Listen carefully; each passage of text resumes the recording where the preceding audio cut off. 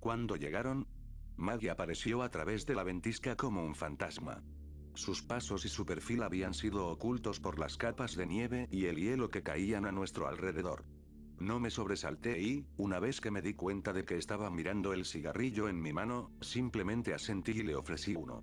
Ella me sorprendió tomándolo y nos quedamos en silencio, con los ojos fijos en el lugar del horizonte donde sabíamos que el barco estaba perfectamente conservado. Hice que el cuartel general enviara un dron con suministros más apropiados, dije. Entonces definitivamente nos quedaremos. Sebastián debe estar fuera de sí, respondió Maggie, y siguió con una risa tranquila. Ciertamente parece que le molesta, respondí. Pero personalmente, estaría bien si no volviera a mirar a los ojos a otro trozo de sebo. Una tortura total, gimió, sacudiendo la cabeza. He estado trotando 10 millas todas las mañanas desde que tenía 17 años, pero estos últimos días han sido otra cosa. Sin embargo, él se nutre de ello, ¿no es así? Es su truco, respondí. Solo estuvo de acuerdo porque pensó que nunca encontraríamos la maldita cosa, y serían 2 semanas de caminata sólida a través del invierno ártico. Pero él tiene su propia recaudación de fondos que hacer, y necesita despertar interés en caminatas más pequeñas como esta. Maggie dio una última calada y me entregó la colilla cuando terminó. Tenía una lata vacía de Coca-Cola que utilizaba para guardarlos, personalmente no estaba dispuesto a tirarlos al suelo tan a la ligera. El hielo es seguro, me dijo. De hecho, tiene unos cuantos kilómetros de espesor. Cambiando de tema, acabamos de recibir los datos completos del satélite y bueno. Es bastante intrigante. ¿Por qué? Pregunté. No está solo. Hay algo más a un día de camino hacia el norte. Duro, hueco y grande. Quería comprobarlo antes de decírtelo. Es ciertamente un hallazgo muy extraño. Bueno, tenemos la nave para explorar por ahora, dije. Si a Sebastián le apetece, puede quemar algunas calorías en investigar lo que quiera que sea eso. Observé a Maggie desaparecer de nuevo en el viento gris antes de volver a mi propia tienda. Sentado en mi silla contemplé las noticias que ella acababa de dar. Mis ojos se desviaron hacia el horizonte una y otra vez mientras daba vueltas a las palabras en mi mente. El barco estaba apto para subir a bordo. El barco sobre el que había pasado años escribiendo, publicando artículos, investigando, diablos, había un modelo a escala de la maldita cosa en mi sala de estar que había hecho a mano cuando era un joven. El Pinafore se perdió durante un intento apenas discutido de encontrar el pasaje del noroeste. Con 80 pies de largo, era una carabela y, por lo tanto, uno de los primeros barcos europeos capaces de realizar travesías oceánicas. Había pasado años postulando que todavía estaba congelado en el hielo, al igual que el infame barco fantasma, el HMS Terror.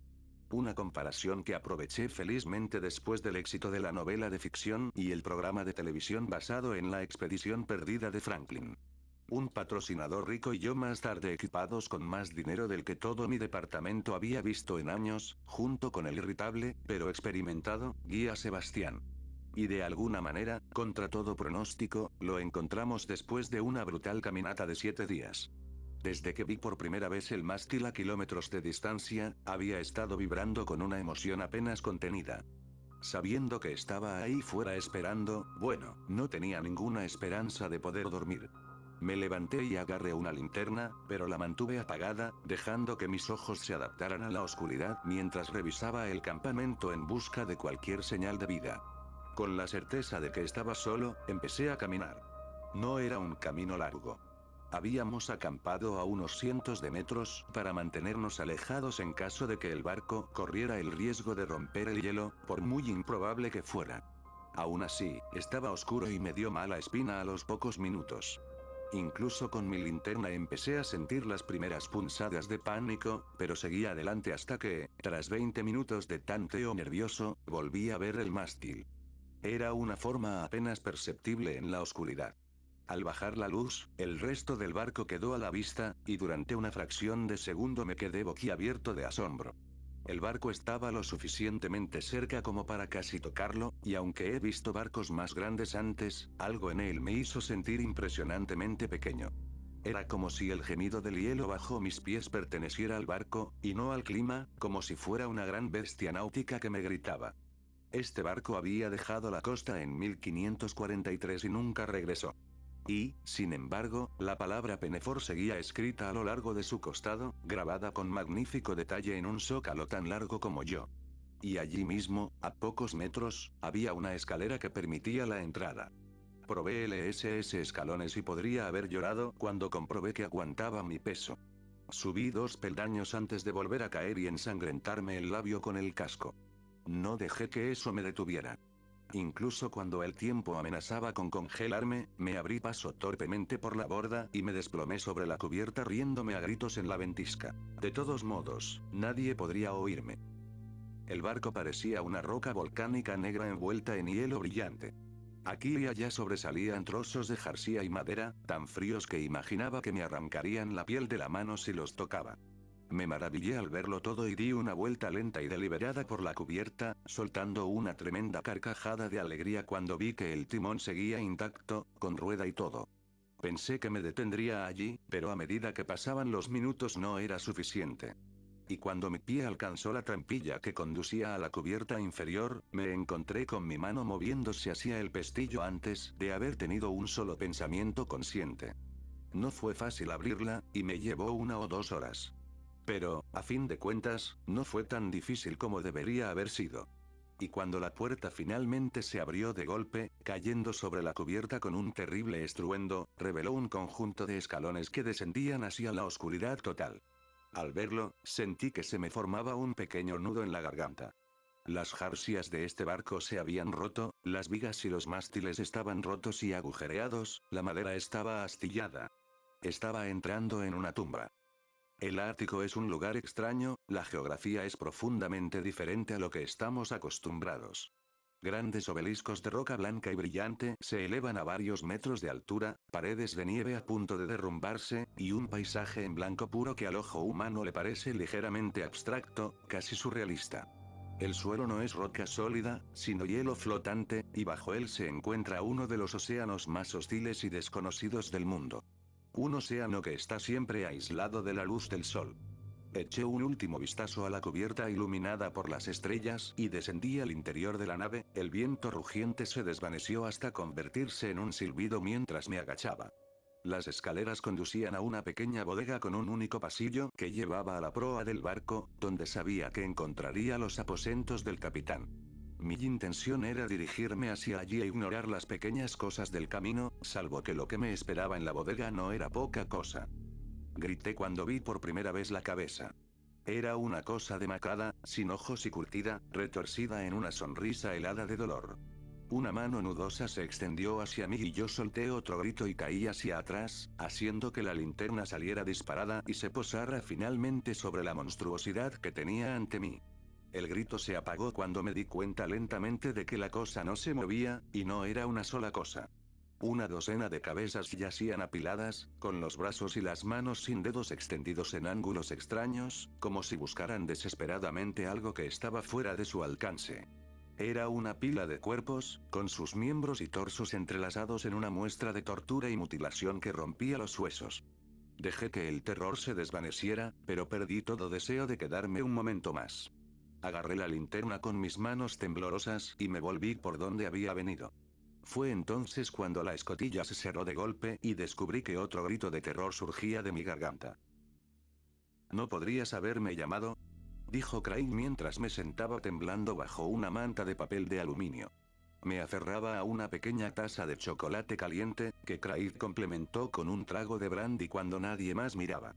Se lo agradecí con un movimiento de cabeza. Sabes que habría dado cualquier cosa por estar allí contigo, añadió. Entonces eres tan estúpido como él, dijo Maguire, entrando al barco mientras Sebastián empezaba a seguirla. Si no hubiera querido otro cigarrillo, nunca me habría dado cuenta de que habías desaparecido. Habrías estado atrapado ahí dentro toda la noche con esas cosas. Craig miró a Maggie y ella asintió. Mierda, dijo. Tengo que ir a echar un vistazo. Déjalo, dije justo cuando Maggie fue a detenerlo. Ella puso una mueca de enfado pero le dejó ir y Craig se apresuró a alcanzar a Sebastián justo cuando daba el último paso para bajar de la nave. Esto podría haber sido mucho peor, dijo ella, sin esperar respuesta. Imaginé que ese sería el final del asunto, pero Sebastián se acercó para unirse a la conversación. Yo te debo una disculpa, David. dijo con un aspecto demasiado pálido. Cuando te oí gritar, pensé que había sido el cierre de la escotilla y que solo estabas asustado. Pero Jesús, eso es, nadie quiere estar encerrado en la oscuridad con esas cosas. ¿Qué demonios son? La tripulación. Sugerí. Es una pena que no hayamos traído a ningún biólogo con nosotros. Tus juguetes pueden ayudar con eso, ¿verdad? Dijo Sebastián. Tienes drones que van y vienen tan a menudo. Podemos tomar muestras y regresar, respondió Maggie. Me preguntaron por lo que encontré en la bodega, y traté de pensar si algo que había encontrado se acercaba a lo que vi en la bodega de ese barco. Cuando no se me ocurrió nada, negué con la cabeza. Un jodido árbol de Navidad, dijo Sebastián con una risa oscura y sentí que un escalofrío me recorría la espalda ante sus palabras. Realmente había parecido una especie de árbol, y archivé el pensamiento en mi cabeza esperando que no volviera a surgir la próxima vez que pusiera mi propio árbol en mi salón. Eso me recuerda, dije. Maggie tiene algo que mostrarte. Creo que podría gustarte. Entramos al barco nuevamente. Nos dijeron que lo peor era tocarlo o moverlo, así que no lo hicimos. La montaña de carne congelada y huesos marchitos quedó oculta a la vista con unas cortinas improvisadas que Craig montó, y seguimos trabajando como si no existiera. Craig y Maggie tomaron fotos e hicieron un inventario de todos los objetos que pudimos encontrar, etiquetando y clasificando cuidadosamente cada pinza y hoja para posteriores expediciones.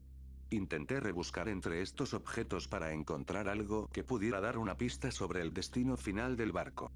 Una docena de hombres tripulaban el barco en sus mejores tiempos, entre ellos un cirujano, un cocinero, un herrero y un cartógrafo. Encontramos cartas rotas y descoloridas que hablaban de madres y esposas, pequeñas figuras esculpidas en hueso de ballena y antiguas botellas de licor casero escondidas bajo las almohadas. El cirujano del barco tenía incluso una gran colección de conchas de mar que había etiquetado cuidadosamente. Aquí y allá también encontramos un trozo de suelo manchado sospechosamente en la oscuridad, una cuchilla incrustada en una puerta o pared, pero intentamos ignorar la implicación de la violencia. Los aposentos del capitán eran extraños. Llegué a la conclusión de que el barco había desaparecido cerca de la Navidad, dada la ramita de acebo fijada en el techo. Una pequeña contribución que el capitán había hecho a la temporada. Pero el escritorio estaba partido en dos, había cuerdas y cordeles por todo el suelo y se veían marcas de arrastre en la madera junto con algunas uñas dispersas. También había un fusil descargado bajo el escritorio, junto con un solitario dedo humano medio carcomido que yacía cerca. En los aposentos del médico vi que los estantes estaban desprovistos de los aceites y tinturas habituales que se empleaban en la época, por inútiles que fueran, aunque su diario no hablaba de que se hubiera extendido nada entre la tripulación. Fue toda una vida de trabajo, y los detalles que captamos nos garantizaron más información de la que jamás hubiera podido imaginar. Teníamos nuestro barco fantasma, teníamos nuestros detalles emocionantes y espeluznantes, y teníamos una gran pila inexplicable de cadáveres que dejaría perplejos a algunos de los mejores investigadores de la universidad. Daba un poco de miedo, pero por lo demás eran buenas noticias. Sebastián había partido el día anterior en busca de la señal que el satélite había encontrado y se registró regularmente durante las primeras 12 horas, más o menos. Después se quedó en silencio, lo que achacamos al mal tiempo o a su carácter singular. A las 24 horas, Maggie se sintió un poco incómoda, y cuando nos señaló el silencio a Craig y a mí, nos encontramos compartiendo su preocupación. Decidimos intentar llamarle por radio y esperamos en silencio su respuesta. Lo que llegó fue una serie de chasquidos y una respiración pesada. ¿Sebastián? Preguntó Maggie. ¿Estás bien? Pero solo se escuchaba el extraño siseo de la radio interrumpido por alguna respiración o chasquido ocasional. ¿Sebastián? Ella gritó. Por favor, responde. Lo intentamos durante horas hasta que, finalmente, su radio dejó de devolver cualquier señal. Craig pensó que podría haber muerto, o tal vez Sebastián la había apagado y había empezado a ignorarnos. Pero algo en los ruidos extraños nos había dejado a todos un poco nerviosos.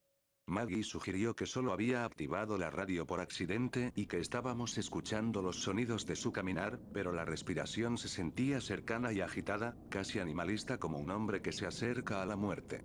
Aún así, era la mejor teoría que teníamos y acordamos esperar un poco más. Las 12 horas siguientes fueron tensas. Al final dejamos de trabajar y volvimos al campamento, donde intentamos contactar con Sebastián con una radio más potente y pusimos al corriente al cuartel general para avisarles. El barco que nos seguía a lo largo de la costa envió unos cuantos drones sobre la zona en la que debía estar Sebastián e informó de que no había señales visibles del hombre. No fue una gran sorpresa, pensamos, dado lo difícil que sería encontrar algo en la tundra. Pero el estómago se me hacía más pesado con cada hora que pasaba sin que tuviéramos noticias de nuestro guía. Después de 48 horas, decidimos que tendríamos que buscar a Sebastián nosotros mismos.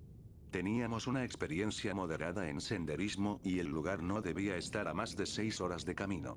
Había sido Sebastián quien había insistido en hacer el viaje a pie, siempre deseoso de ponerse al límite, y lo más probable es que eso le hubiera llevado a alguna desgracia. Me preparé para la caminata y salimos todos en busca de Sebastián. Caminamos durante horas hacia el norte sin señales de nuestro guía. No había huellas ni nada que nos pudiera dar una pista sobre el paradero de Sebastián. Hasta que Craig interrumpió el silencio. ¿Eso es una puerta? Creo que lo es, respondí. Maggie estaba mirando la puerta que estaba incrustada en un banco de nieve.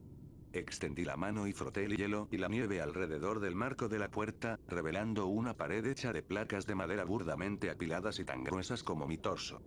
¿Quién coño ha puesto una puerta aquí? Preguntó.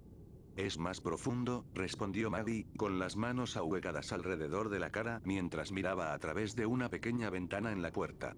Creo que puedo ver unas escaleras que bajan. ¿Estamos seguros de que Sebastián estuvo aquí? Pregunté. Casi seguro, contestó Maggie, sosteniendo un pequeño trozo de tela azul que se había atascado en el marco de la puerta. Era el mismo azul inconfundible del rompevientos de Sebastián. No es el único, dijo Craig, metiendo la mano en la nieve para sacar un cuchillo de madera con el sello de Pennefor. Parece que nuestros antiguos exploradores también vinieron por aquí. Y no creo que acabaran bien. Cogí el cuchillo y me fijé en un tenue líquido de color marrón oxidado salpicado a lo largo del filo.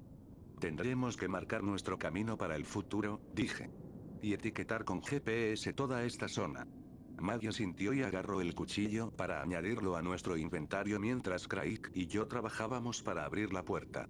Nos costó un poco de esfuerzo, pero rápidamente se abrió y giró hacia adentro con un chirrido espeluznante. El edificio tenía un aspecto demacrado.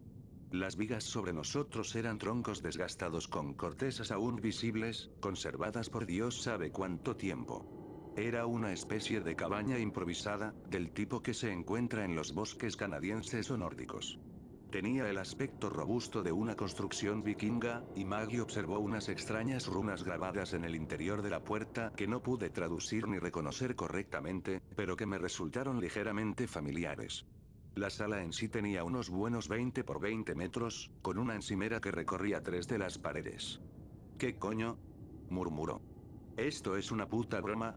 Gritó Craig, llamando nuestra atención sobre un pequeño objeto de madera que sostenía en sus manos.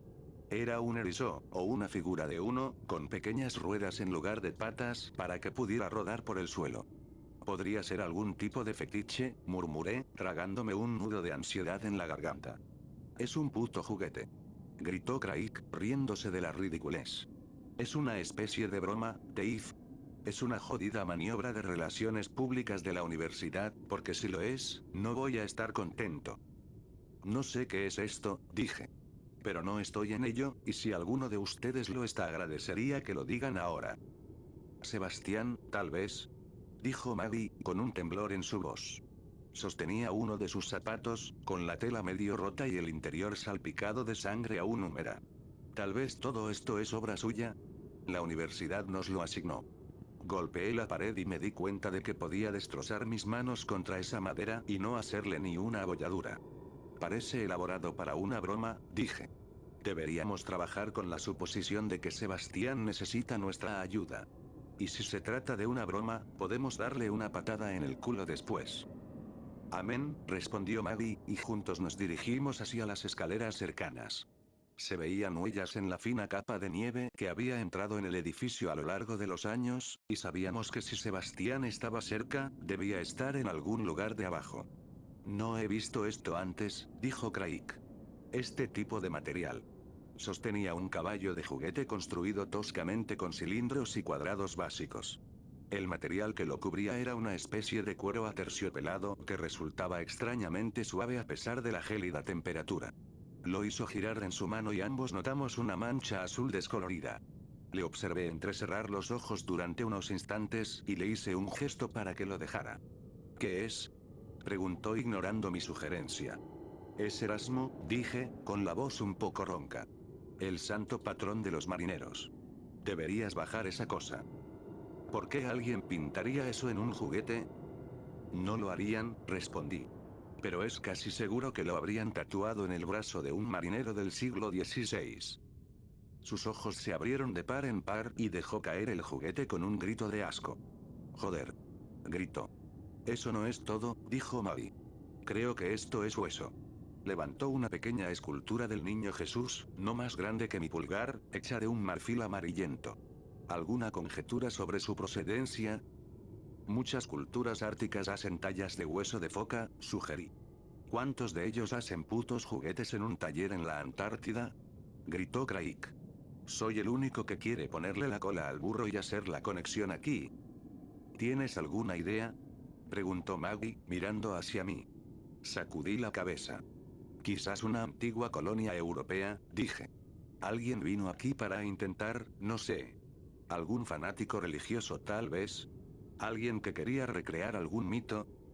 ¿De piel humana? Preguntó Craig. ¿Y dónde coño está Sebastián?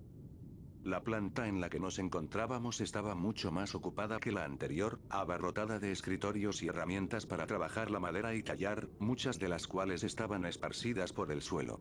En algún lugar por debajo de nosotros las paredes debían de haberse derrumbado y de ahí provenía el hielo, ya que la nieve que cubría el suelo era notablemente más gruesa que la de arriba. No encontramos ninguna señal obvia de Sebastián, salvo algunos signos de alteración entre la nieve que conducían, una vez más, a otro conjunto de escaleras que descendían hacia la oscuridad. Eso es un mal presagio, murmuró Craig. El picahielo de Sebastián estaba incrustado en el suelo hasta la empuñadura. Unas cuantas hebras de pelo seguían enhebradas alrededor de la hoja, junto con unas bobinas de cuerda idénticas a las del Penefor. Como eso, dijo Maddie, señalando un árbol adornado por restos humanos. No solo los juguetes de esta parte del edificio se habían vuelto más dementes, representando a hombres con enormes falos y a mujeres abriéndose los pechos para revelar costillas, pulmones y corazones, sino que un árbol antiguo y marchito dominaba el centro de la habitación. Sus ramas estaban decoradas con ciruelas negras marchitas y cuerdas de carbón que habrían resultado familiares para cualquiera que haya visto lo que los siglos de decadencia pueden hacer a los restos humanos congelados. Las chucherías eran órganos, dejados a la intemperie para que se congelaran durante siglos de exposición. Uno de los adornos, sin embargo, estaba fresco, haciendo aguanieve de color rojo en el hielo de abajo. ¿Qué es? Preguntó Craig. Creo que es un riñón, dije. El vapor se elevaba desde el trozo de despojos que goteaba y se descolgaba de la rama del árbol. También estaba todavía caliente. Los ojos de ese muñeco, dijo Craig, tragando nerviosamente por el frío. ¿Te resultan familiares? Me volví hacia el juguete que estaba mirando, su rostro perturbador iluminado por el intenso haz de su linterna. Su expresión estaba notablemente bien tallada, pareciendo casi de carne y hueso si no fuera por la evidente coloración de la madera dura. Los ojos, sin embargo, eran demasiado humanos, y los iris de un azul cristalino que resultaba, en efecto, bastante familiar. Incapaz de ignorar su curiosidad, Craig alargó la mano y pinchó suavemente los ojos vidriosos. Solo que no eran vidriosos. Eran suaves. Y el dedo de Craig se desprendió con un tenue hilillo de líquido viscoso que permaneció en su piel. Todavía están calientes también, se atragantó. Oh Dios, son suyos. Tienen que serlo. Finalmente, encontramos a Sebastián. Estaba vivo en cierto sentido, aunque en su último aliento. Había sido abierto como un pavo y dejado ahí. Le habían arrancado la piel y los huesos con una precisión experta, y su rostro era una máscara pálida de terror. Estaba consciente, pero solo podía gemir y llorar. Cegado y aterrorizado, al principio apartó la mano cuando Maggie se la tendió, pero luego la tomó. Estaba desnudo, a segundos de morir congelado. Y Craig estuvo a punto de cubrirle con su abrigo instintivamente, pero se detuvo al darse cuenta de que lo apoyaría directamente sobre su cavidad torácica expuesta. No estuvo vivo más de un minuto mientras estábamos agachados. No hablaba, por mucho que le hiciéramos nuestras desesperadas y asustadas preguntas. La única sensación que tuvimos de lo que estaba pasando fue el alivio que pasó por su cara cuando finalmente murió, como si hubiera despertado por fin de una terrible pesadilla y se hubiera liberado del terror. Esto podría ser alguna obra de un lunático que se haya instalado aquí, dijo Molly. Un asesino en serie. Con una demente obsesión por hacer juguetes con los restos de sus víctimas. No explica lo de los marineros, respondí. El cuchillo junto a la puerta, el árbol, los juguetes tan claramente hechos con sus restos. ¿Cómo podría ser un asesino en serie? Entonces, ¿qué estamos diciendo exactamente? Preguntó Craig. ¿Los elfos de Santa Claus se salieron del camino correcto? ¿Es eso? ¿Qué coño significa todo esto? ¿Importa? Maggie respondió. Tenemos que llevar a Sebastián de vuelta al campamento y luego tenemos que salir de aquí, lo antes posible. Sebastián podría no ser una opción, dije, mirando los restos aún húmedos de su cadáver. No sé tú, pero yo no quiero pasar ni un segundo más en este lugar. Y por muy horrible que parezca, tenemos que sopesar nuestras responsabilidades con los muertos y nuestras responsabilidades con los que están todavía vivos. ¿Te refieres a nosotros? Dijo Molly. Sí. Asentí con la cabeza. Me refiero a nosotros. No le ayudaremos subiendo 4 pisos y atravesando 15 millas de tundra ártica abierta. Pero al menos podemos facilitarnos la vida, poniéndonos manos a la obra y pidiendo ayuda lo antes posible. ¿Qué vamos a decirles? Preguntó Craig. Ya lo pensaremos, respondí. Volvimos al campamento unas horas más tarde, llevándonos algunos de los artefactos menos terroríficos para tener como evidencia. El viaje de vuelta fue un asunto silencioso y espeluznante, y Craig mencionó más de una vez que agradecía que todavía hubiera luz.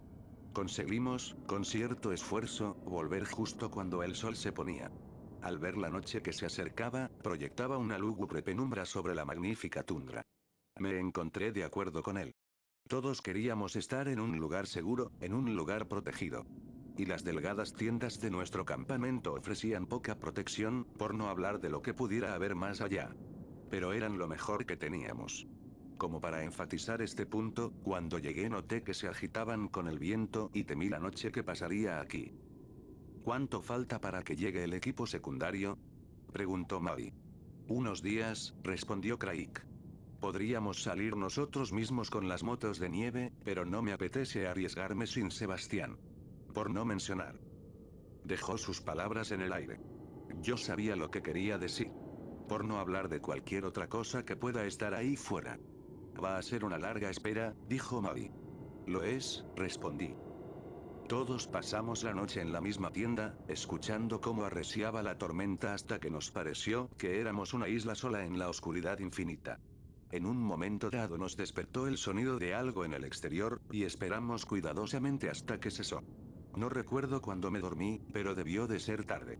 No pude haber dormido más de unas horas antes de que Maddie me despertara con la luz cegadora de la mañana. David. Gritó. Craig se ha ido. Se ha ido. No lo encuentro por ninguna parte. Me arrojé fuera de mi saco de dormir y me arrastré fuera de la tienda. En un rápido movimiento, vi el equipo destruido y las tiendas abiertas. Algo había venido a husmear por nuestro campamento, y no había dejado de buscar hasta encontrar lo que quería. ¿Crees que fue un oso? Maggie gritó. Con el derretimiento de la plataforma de hielo, se acercan más y más a tierra cada año y ha habido más de un. Se detuvo cuando me vio agacharme y recoger algo. Lo levanté para que ambos lo viéramos. Un trozo de cuerda hecha de cordel áspero. Era una copia exacta de la que había encontrado tirada en el Penefor y en el suelo del taller, salvo que esta estaba manchada con una mancha de sangre roja y brillante. Joder, susurró. ¿Dónde crees que ha ido? La tormenta se había despejado y el aire de la mañana era tan fresco que podíamos ver el mástil del Penefor desde el campamento. Yo sí, dije. Mira, la nieve está removida a lo largo del camino.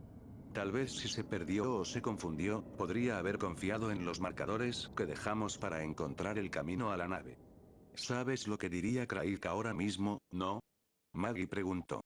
Diría que eso es una mierda.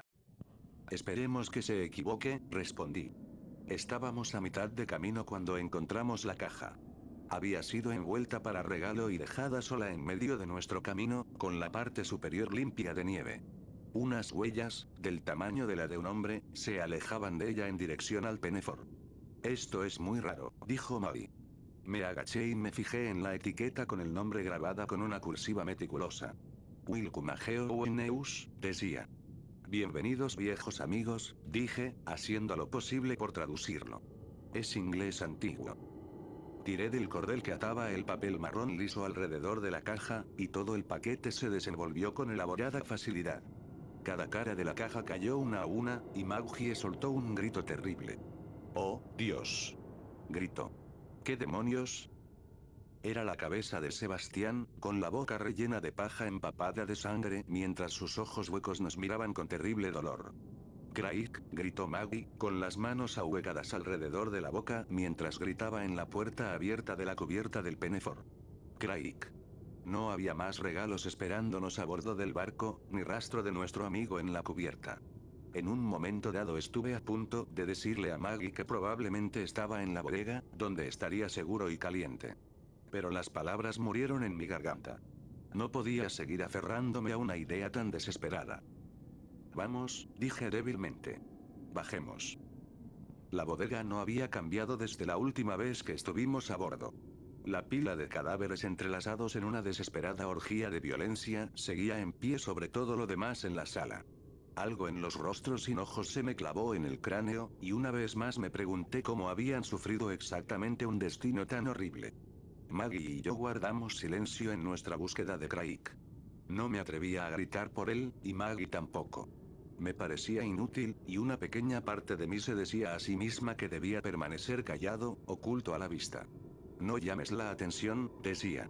No grites. Revisamos cada una de las habitaciones del barco, cada cuarto, cada bodega, cada armario y alacena. Hasta que por fin llegamos al camarote del capitán y se nos cortó la respiración al ver la puerta abierta de par en par. La ropa de Craig estaba amontonada, unos metros más allá del umbral. Craig. Gritó Maggie, corriendo hacia adelante. Estuve a punto de unirme a ella, pero en el último segundo un parpadeo me detuvo. Antes de que pudiera advertirla, Maggie ya estaba al otro lado, bajando la mano. La puerta se cerró de golpe y para cuando llegué a ella, a una distancia de apenas 2 metros, estaba gritando con un dolor indescriptible. Era un aullido de terror y agonía que me llenó de tal horror que pude sentir que las esquinas de mi visión se volvían negras. Mis músculos se debilitaron y mi estómago estuvo a punto de salirse por mi boca. Así las cosas, pude sentir un cálido chorro de orina que se deslizaba por mi muslo y mi pantorrilla. Quería seguir empujando. Quería golpear la puerta con toda mi rabia y fuerza y rescatar a mis amigos. Pero mis piernas me traicionaron. Se detuvieron con un chirrido y, antes de que me diera cuenta de lo que estaba haciendo, había girado sobre mis talones y estaba huyendo en dirección contraria. El plan más extraño se formó en mi cabeza. No puedo decir cómo ni por qué se me ocurrió, salvo que al final fue probablemente lo único que me salvó. La pila de cadáveres, por horrible que fuera, era lo suficientemente grande como para permitir la entrada en algunos lugares. Me vino a la mente un lugar en particular. Un pequeño rincón, apenas lo suficientemente grande para una persona. Pero fui a por él, entrando a toda prisa en la habitación y arrastrándome sobre mi estómago para deslizarme por debajo de la montaña de cuerpos putrefactos. La sensación de unos dedos helados deslizándose por la pernera de mi pantalón, enganchándose en los bolsillos y hurgando en mi pecho y espalda, fue suficiente para casi hacerme gritar. Y cuando uno de esos dedos se desprendió y se posó en mi nuca, volviéndose húmeda y pegajosa por el calor, tuve que luchar para no vomitar. Conseguí arrancar algunos brazos de su sitio y me cubrí lo mejor que pude. Y entonces me quedé tumbado, consciente del terrible silencio ensordecedor de la nave. El peso de mi decisión de huir se asentó durante los largos segundos, y me vi obligado a reflexionar sobre el pis que aún empapaba mi ropa interior. Podría haber estado allí horas, o tal vez solo minutos. En el esquema de las cosas no fue más que un momento, aunque no lo parecía. Finalmente, algo sonó en el pasillo y oí el terrible chirrido de una puerta que se abría. Unas voces horribles hablaban en una antigua forma germánica del inglés antiguo. Lo que vi pasar no era un humano, puedo asegurarlo. Pero tampoco estuvo en mi campo de visión el tiempo suficiente para poder decir qué era. Creo que puede haber habido dos. No estoy seguro. Puede que me haya desmayado porque lo siguiente que recuerdo es la cara de Maggie mirándome con terror. Estaba amordazada con paja en la boca, igual que Sebastián, y le habían arrancado los ojos brutalmente. Solo que, a diferencia de Sebastián, sudaba y temblaba, dejando escapar de vez en cuando un pequeño grito tembloroso de dolor y confusión. Sé que es imposible, pero juro que me estaba mirando. Juro que sabía que yo estaba allí. Empezó a agitarse y eso divirtió a sus captores. Uno de ellos se acercó a su cuerpo agarrotado y, aún riendo, se agachó para pegarle un pequeño lazo rojo en la frente. Murmuró algo a su amigo y juntos la arrastraron hacia la escalera. No pude ver lo que pasó después, pero no volví a verla. No había rastro de ella en el barco ni en ningún otro lugar. Estuve allí 2 días y al final la hipotermia pudo conmigo. Cuando llegó la segunda expedición y me sacó, gritando de terror al oír sus voces, los cuerpos que me rodeaban habían empezado a congelarse en mi piel. Se desgarró como una cinta adhesiva, dejando largos tramos de carne negra y necrótica debajo. 2 dedos de mi mano izquierda habían desaparecido, 2 de la derecha. Todavía tengo problemas respiratorios y los dedos que me quedan han perdido toda la coordinación, excepto la más básica. Lo que, como mínimo, ha puesto fin a mi hábito de fumar. Mi historia no tuvo precisamente la mejor acogida. La historia oficial es que Sebastián se perdió al ir de excursión que se determinó que no era más que una casualidad según los escáneres posteriores, y que, sin un guía, el resto de nosotros sucumbió a la hipotermia y sufrió graves delirios. La nieve empapada de sangre a lo largo de la base del Penefor levantó algunas sospechas, todas ellas dirigidas a mí. Y al final tuve que dejar mi puesto en la universidad después de que los rumores de que había matado a Craig y Maggie en un momento de desquicio. No creo que ayudara el hecho de que cuando me desperté por primera vez y saqué la cara de la madera congelada que tenía debajo, me dejé un trozo de la mejilla derecha. Todavía tengo un aspecto macabro, que me asusta incluso a mí mismo cuando me miro en el espejo. Ya no soy el mismo, eso es seguro. No es que le importe a algunas personas. A medida que pasa el tiempo, recuerda esa terrible aventura una y otra vez. Y ahora, como para empeorar las cosas, alguien se ha divertido a mi costa. Recibí un regalo. Una caja sencilla con un cordel familiar envuelto en un prolijo lazo. Era pequeña, mucho más pequeña que la que contenía la cabeza de Sebastián. Y se abría para revelar uno de los dedos que me faltaban, probablemente dejado atrás cuando me sacaron de mi tumba congelada. Pensé que se quedaría allí, un trocito de mí encerrado para siempre en aquel agujero de pesadilla, congelado al lado de algún marinero medieval. Incluso había una pequeña etiqueta. Eowinstrees, Geowine. Las palabras me produjeron escalofríos. Dejaste esto, viejo amigo, decía.